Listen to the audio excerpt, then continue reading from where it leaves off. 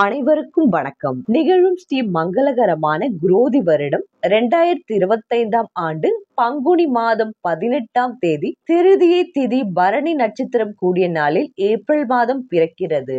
மாத தொடக்கத்தில் கிரகங்களின் சஞ்சாரத்தை ஆராய்ந்து பார்க்கும் பொழுது ரிஷபத்தில் குரு பகவான், மிதுனத்தில் செவ்வாய், கன்னியில் கேது, கும்பத்தில் புதன், மீனத்தில் சூரியன், சுக்கிரன், ராகு, சனி என கிரகங்கள் சஞ்சரிக்கின்றன.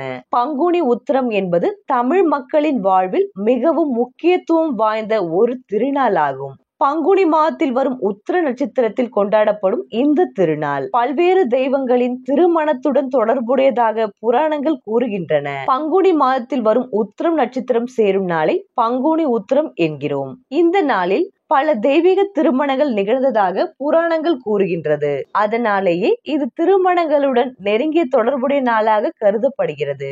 பங்குனி மாதம் உத்திர நட்சத்திரம் 2025 ஏப்ரல் 10ஆம் தேதி பிற்பகல் 12:24 தொடங்கி ஏப்ரல் 11ஆம் தேதி பிற்பகல் 3:10 முடிவடைகிறது. பங்குனி மாதத்தில் வரும் பௌர்ணமி திதியும் உத்திரம் நட்சத்திரமும் இணைந்து வரும் சிறப்பு நாள் தான் பங்குனி உத்திரம். பங்குனி உத்திர நாளில் பல கோவில்களில் தீர்த்த யாத்திரை மற்றும் கும்பாபிஷேகம் போன்ற சிறப்பு பூஜைகள் நடைபெறும். குறிப்பாக சிறுபுலியூர் மற்றும் சிதம்பரம் கோவில்களில் இந்நாளில் திரளான பக்தர்கள் தீர்த்தமாடி இறைவனை வழிபடுவார்கள். பங்குனி உத்திர நாளில் தானம் கொடுப்பது, தர்ம செயல்களில் ஈடுபடுவது மிகவும் புண்ணியமான காரியமாக கருதப்படுகிறது. இவ்வாறு செய்தால் நம்முடைய பாவங்கள் நீங்கி நற்பெயர்கள் கிடைக்கும் என்பது நம்பிக்கை. குடும்பத்தில் ஏற்படும் பிரச்சனைகள், திருமண தடைகள் போன்றவற்றை நீங்க பங்குனி உத்திர நாளில் சிறப்பு பூஜைகள் செய்வது வழக்கம். இந்த பூஜைகள் நம்முடைய வாழ்வில் நல்ல மாற்றங்களை ஏற்படுத்தி நேர்மையான எண்ணங்களை வழங்கும். பங்குனி உத்திர நாளில் தமிழகத்தின் பல்வேறு கோவில்களில் சிறப்பு பூஜைகள் மற்றும் திருவிழாக்கள் நடைபெறுகின்றன. குறிப்பாக முருகன் கோவில்கள் மற்றும் சிவன் கோவில்களில் இந்த நாள் மிகவும் விமர்சையாக கொண்டாடப்படும். கோவில்களில் திருக்கல்யாணம், அபிஷேகம், தீபாராதனை போன்ற சிறப்பு நிகழ்வுகள் நடைபெறும். பங்குனி உத்திரம் என்பது ஆன்மீக ரீதியாக மிகவும் சிறப்பு வாய்ந்த நாள். இந்த நாளில் இறைவனை வழிபடுவதன் மூலம் நம்முடைய வாழ்வில் நல்லிணக்கம், செல்வம், பொருள், ஆரோக்கியம் போன்ற நற்பெயர்கள் பெறலாம். இந்த கிரகங்களின் சஞ்சாரம் மற்றும் மாற்றத்தினால் உங்களுக்கு என்ன பலன்கள் கிடைக்க போகிறது, நீங்கள் செய்ய வேண்டிய பரிகாரங்கள் என்னவென்று இந்த வீடியோவில் பார்க்கலாம். வாருங்கள். மாத தொடக்கத்தில் கும்ப ராசியில் புதன் சஞ்சரிக்கிறார். உங்கள் ராசிக்கு சுகஸ்தானாதிபதியாக விளங்குபவர் புதன். மறைந்த புதனால் நிறைந்த தனலாபம் கிடைக்கும் என்பது பழமொழி. அந்த அடிப்படையில் பொருளாதாரத்தில் நிறைவு ஏற்படும், புதிய பாதை புலப்படும். அனுபவஸ்தர்களின் ஆலோசனை அவ்வப்போது கை கொடுக்கும். வரன்கள் வாசல் தேடி வந்து சேரும். வருங்கால நலன் கருதி எடுத்த முயற்சிகளில் வெற்றி கிடைக்கும். உத்தியோகத்தில் இடமாற்றம், இலாகா மாற்றம் உண்டு. நூதன பொருட்கள் சேர்க்கை ஏற்படும். மேலும் மீனத்தில் உள்ள சுக்கிரன் வக்ரம் பெற்று சஞ்சரிக்கிறார். அசுர குருவான சுக்கிரன் உங்கள் ராசிக்கு அஷ்டமாதிபதியாகவும் விளங்குவதால் அவர் வக்ரம் பெறுவது நன்மைதான். வீட்டிற்கு தேவையான விலை உயர்ந்த பொருட்களை வாங்கி மகிழ்வீர்கள். சுப செலவுகள் அதிகரிக்கும். ஆடை ஆபரண சேர்க்கை உண்டு. தொழில் வளம் சிறப்பாக இருக்கும். கொடுக்கல் வாங்கல்களில் இருந்த பிரச்சனை அகலும். தொழிலில் புதிய கூட்டாளிகள் வந்திணைவர். புதிய பயணங்கள் அதிகரிக்கும். ஏப்ரல் 7ஆம் தேதி கடகராசிக்கு செல்லும் செவ்வாய் அங்கு நீச்சம் பெறுகிறார். உங்கள் ராசிக்கு 2 மற்றும் 9 ஆகிய இடங்களுக்கு அதிபதியானவர் செவ்வாய். எனவே இக்காலத்தில் மிக கவனமாக இருப்பது நல்லது. துளி வருமானம் இல்லாவிட்டாலும் செலவு அதிகரிக்கும். குடும்ப சுமை கூடும். நினைத்தது ஒன்று, நடந்தது ஒன்றாக இருக்கலாம். வாங்கிய இடத்தில் பிரச்சனையும் வளர்ச்சியில் தளர்ச்சியும் வரும். எதையும் திட்டமிட்டு செய்ய இயலாது. பொது வாழ்வில் உள்ளவர்களுக்கு செல்வாக்கு உயரும். வியாபாரம் மற்றும் தொழில் செய்பவர்களுக்கு கூடுதல் லாபம் கிடைக்கும்.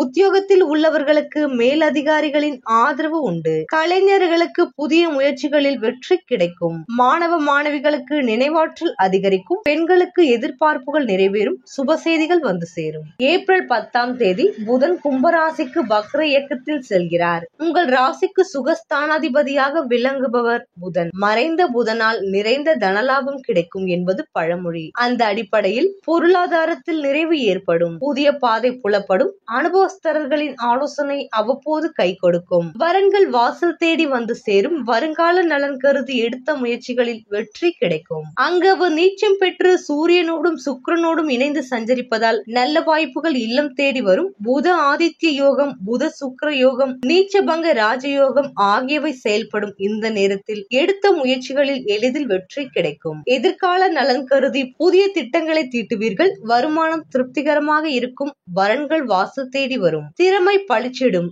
இந்த நேரத்தில் உத்தியோகத்தில் உயர் பதவிகள் கிடைப்பதற்கான அறிகுறி தென்படும். மூத்த சகோதரர்கள் உறவுகளிடம் பிரச்சனை, கருத்து வேறுபாடு ஏற்பட்டு பூர்வீக சொத்துக்களில் பாகப்பிரிவினை செய்யும் சூழ்நிலை அமைந்துவிடும். பாகப்பிரிவினை செய்து கொள்வது நன்மை தரும். சகோதரர்கள் தங்கள் மனைவி பேச்சை கேட்டுக்கொண்டு குடும்பத்தில் குழப்பத்தை உருவாக்கி நிம்மதியை கெடுத்து விடுவார்கள். வாகனத்தினால் விரயம், செலவு உண்டாகும்.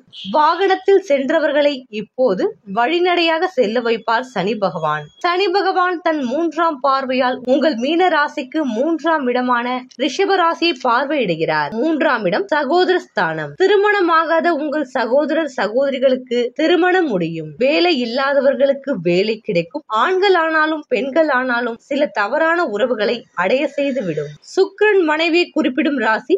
மனைவியால் நன்மைகள் அடையலாம். மனைவி சம்பாதிக்கும் நிலை உண்டு. கணவன் மனைவி இடையே குடும்பத்தில் நட்பு, உறவினர்கள் என்ற முறையில் 3ஆம் மனிதர் தலையீடு இல்லாமல் பார்த்துக் கொள்ளுங்கள். இல்லையேல் பின்வரும் நாட்கள் குடும்பத்தில் யாராவது ஒருவர் பிரிவு, இழப்பு ஏற்பட்டு விடும். ஆண்கள் ஆனாலும் பெண்கள் ஆனாலும் சந்தோஷமாக வாழ தவறான பழக்க வழக்கங்களில் ஈடுபட்டு வாழ்ந்தால் அதற்குரிய தண்டனையை சனி பகவான் வந்து அனுபவிக்க செய்து விடுவார். தப்பு என்பது தெரிந்தே செய்வது. இதற்கு சனி பகவான் மன்னிப்பு தரமாட்டார். சனி பகவான் தனது 6ஆம் பார்வையால் உங்கள் ராசிக்கு 6ஆம் இடமான சிம்ம ராசியை பார்க்கிறார். சிம்மம் சூரியனின் ஆட்சி கிரகமாகும். மீன ராசிக்கு சிம்மம் 6வது, 2வது ராசி சிம்மத்திற்கு மீனம் 8வது ராசி. இது சாஷ்டாங்க ராசி நிலையாகும். இந்த பார்வை பலனாக தந்தை மகன் இடையே கருத்து வேறுபாடு, ஜாதகர் மகன் தந்தை இவர்களுக்கு பிரச்சனை, நோய், உத்தியோகம், தொழில் பாதிப்புகளை அடைய நேரும். உயர் அதிகாரிகளால், உயர்ந்த அந்தஸ்தில் உள்ளவர்களால் பிரச்சனைகள் உண்டாகும். இதற்கு முன்பு உங்கள் சந்தோஷ செலவிற்காக கடன் வாங்கியிருந்தால் அந்த கடன் இப்போது நெருக்கடியை தரும். கடன் கொடுத்தவர் கழுத்தில் துண்டு போட்டு கேட்பார். இந்த கடனை தீர்க்க இன்னும் ஒரு கடன் வாங்க வைத்து விடுவார். அரசியல்வாதிகளினால் பிரச்சனைகளை சந்திக்க நேரும். பிள்ளைகளின் கல்வி கெடும். படிப்பில் கவனம் சிதறும். சனியின் 10ஆம் பார்வை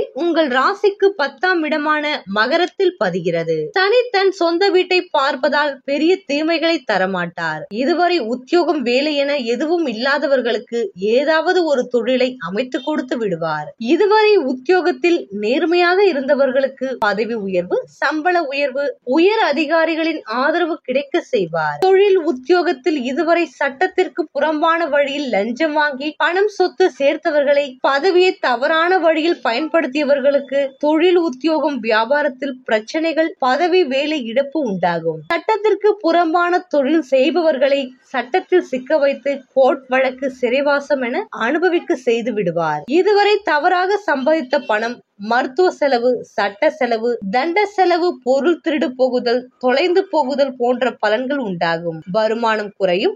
எவ்வளவு சம்பாதித்தாலும் மிச்சம் இருக்காது.